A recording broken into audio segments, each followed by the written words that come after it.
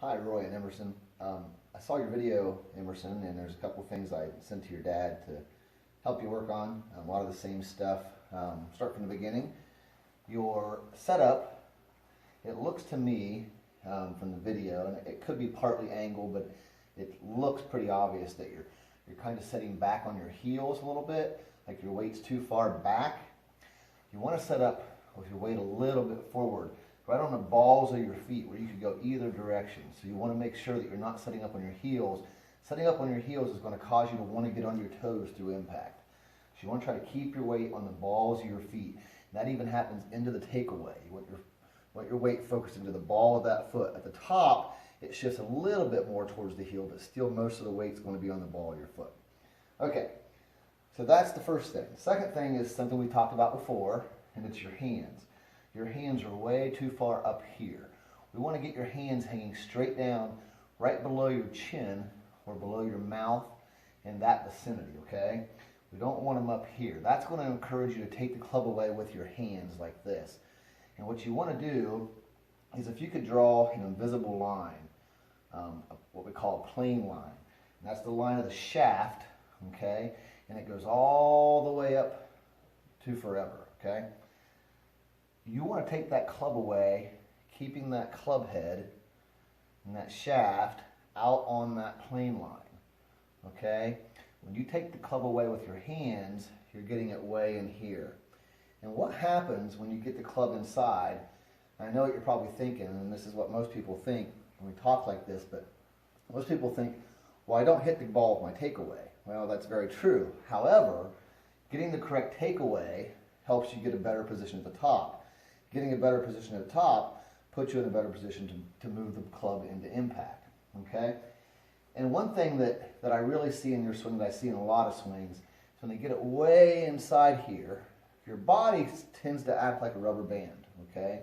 You're creating resistance in your shoulders and your torso, and you're really extending clear in here as far as you can. So what happens is your body wants to come back. It wants to turn. So if you stood up, and you put your arms out, and you turned as far as you could this way, your body would want to come back this way because of resistance, okay? We want to get the club and the arms in a position that I call the comfort zone, okay? We don't want to create stress going this way. We don't want to take it way out here, create stress going that way where it wants you to come in a certain direction. We don't want torsions or resistance causing you to do things in your swing that's unnatural. So we want to keep that club in what I call the comfort zone, okay? If you get too far back here, your body wants to come back this way. And if you take it too far up, your body wants to come back this way, okay? So try to explain this as best I can. If you can keep that club out on the plane line, okay, and straight back, okay, you're going to see that this club is in a more natural position. When you get this way in here, and really flat like you are in your swing, then your body's going to want to come over the top in transition because of resistance. Resistance is going to want to make your body sling back this way like a rubber band, okay? Or like if you took a alignment stick and you bent it and you flicked it and let it go back the other way. That's what your body's doing if you get it way back here. So you want to get that club in the comfort zone where you can go either way. Okay, so really keeping it on that plane line going back, and keeping that club in a good, comfortable position where your body's not forcing you to come over the top. Because in your swing, you get it way in here, and then your first move is over the top.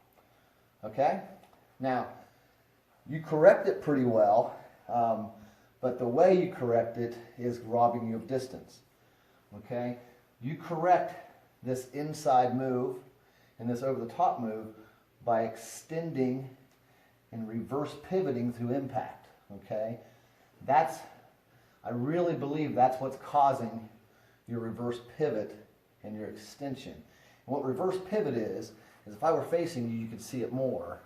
When you take the club away, you're leaning towards the target, and when you swing down, you're coming back, okay? What you really want to do is you want your hips to go towards the target in the takeaway.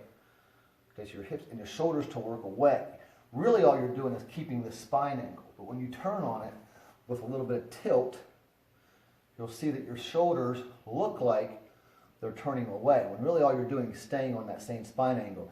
It also gives the illusion that your hips are going towards the target. So you want to try to mimic that in some practice swings, maybe without hitting a ball.